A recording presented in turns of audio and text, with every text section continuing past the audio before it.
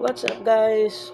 For today's video, ituturo ko sa inyo guys kung paano gamitin tong kapo kasi karamihan lang gumagamit nito yung mga nag-acoustic. Pag mga full band, hindi na kailangan to kasi mag-adlib-adlib ka mahirap naman pag may kapo ka dyan. Karamihan talaga gumagamit nito yung mga nag-acoustic, yung nagsusolo. Kasi medyo mas madali siyang gamitin kapag nagkapo ka katulad ng nagtipa ka ng A, naka-ano ka, naka-clip yung kamay mo. Pwede mo siyang gamitin dito. Gawin natin G ang yung ano niya.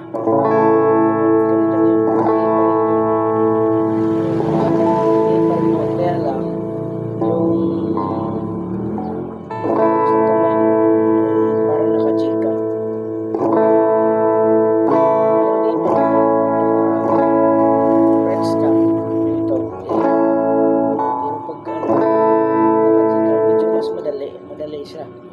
Pwede rin kung medyo ginagamit sa mga katulad ng mga asin, mga kanta na asin. Yung kasi vibrate yan. Dito mo ilalagay yung kapo mo. Gaganyan mo lang yung kapo mo tapos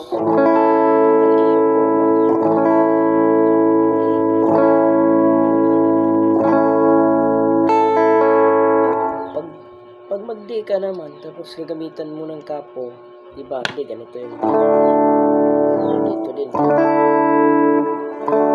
Pwede mo siyang gamitin na clip ng kapo. C yung forma niya.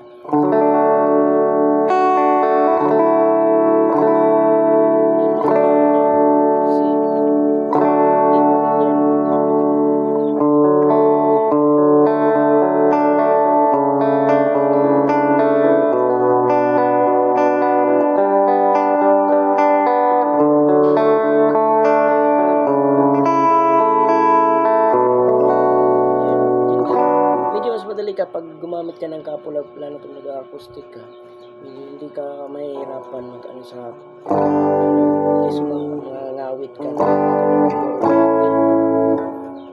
Kaya pwede ka gumamit ng kapo tulad ng pag mag-B ka, kailangan yung B naka-press ka talaga.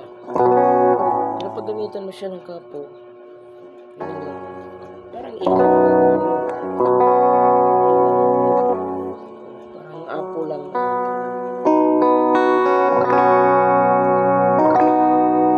Yan lang kadali guys. Okay, thank you for watching. Sa sunod ituturo ko sa inyo yung mga kanta na may mga kapo. Pwede